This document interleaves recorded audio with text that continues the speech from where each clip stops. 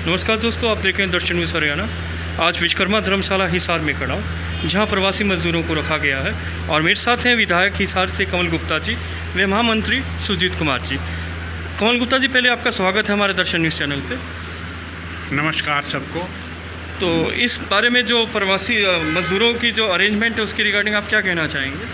देखिए, ये बड़े संकट की घड़ी है और मैं अभी राधा स्वामी जो राधा व्यास का जो वहाँ एक बाईपास पर उनका आश्रम है, मैं वहाँ गया। मैं ब्राह्मण धर्मशाला में गया और मैं अब विश्वकर्मा धर्मशाला में आया हूँ, जहाँ राधा व्यास का जो आश्रम है वहाँ पर लगभग 125 से 150 अभी बिहारी जो हैं, बिहार के वासी हमारे भाई वहाँ रह रहे हैं और लगभग 40 के लोग लगभग जो हैं वो ब्राह्मण धर्मशाला में हैं। यहाँ भी 70-72 के लोग लगभग हैं और इन सभी के इंतज़ाम में कोई कमी नहीं है। मैंने सभी से जाकर पूछा कि आपको यहाँ कोई खाने पीने की कमी, कोई रहने में कोई दिक्कत तो प्राय सभी प्रवासी जो हमारे भाई हैं वो सभी संतुष्ट हैं, लेकिन उनको एक मानसिक पीड़ा है घर पर जाने की, और वो स्वाभाविक भी है। और उनके दुख में, उनके संकट में मैं भी उनके साथ हूँ और पूरे मैं क्योंकि यहाँ का विधायक हूँ तो पूरे हिसार के वासी भी उनके साथ हैं। ऐसे कष्ट के समय में अकेले रहकर और घर की याद सताती है, तो ये सभी लोग एक मत से इन्होंने कहा कि जी हम घर जाना चाहते हैं। और प्रशासन इनका बहुत तीव्रता से प्रयास भी कर रहा है। यहाँ से 3-4 रेलगाड़ियाँ भी गई हैं और इनके ज़िले के हिसाब से, जहाँ ज़िले की पहले रिक्वायरमेंट आ जाती है उस हिसाब से इनको हम भेज भी रहे हैं। और मैं समझता हूँ कि आने वाले 1-2 दिन में जो इस समय प्रवासी भाई हमारे साथ रह रहे हैं इनको हम भेज देंगे। लेकिन ये चेन लगातार जारी है।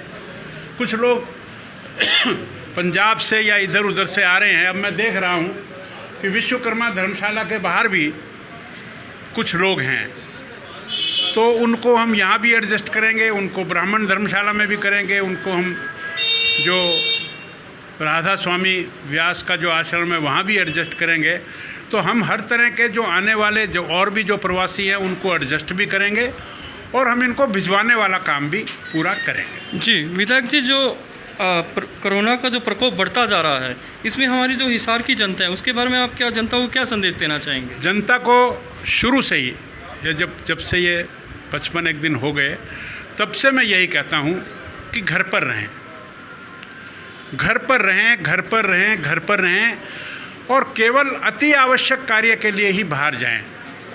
हमने, हरियाणा सरकार ने कुछ सुविधाएं दी हैं, कुछ बाज़ार खोले हैं, लेकिन उसके बावजूद भी हमारी जो कंसेप्ट है घर पर रहने की वो टूटनी नहीं चाहिए और अति आवश्यक कार्य करने पर ही बाहर जाएं। और बाहर जाकर जो फिज़िकल डिस्टेंस है, जो आपस की दूरी है, वो 1 से 2 मीटर की बनाए रखें, मास्क लगाए रखें और हाथ धोने का जो काम है वो बार बार करें। सैनिटाइजेशन जिसको हम कहते हैं, या तो सैनिटाइज़र जिसमें लगभग 60 से 65% अल्कोहल होती है उसको इस्तेमाल करें, नहीं तो सादा साबुन का इस्तेमाल करें।